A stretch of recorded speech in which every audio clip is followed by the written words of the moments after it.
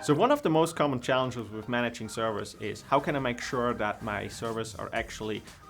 compliant with my update policy, and I always can install the latest and greatest updates on that. Now, what we see with a lot of companies that they have different tools if they manage their servers on-prem, if they run their servers in Azure, or if they run their servers at another cloud provider.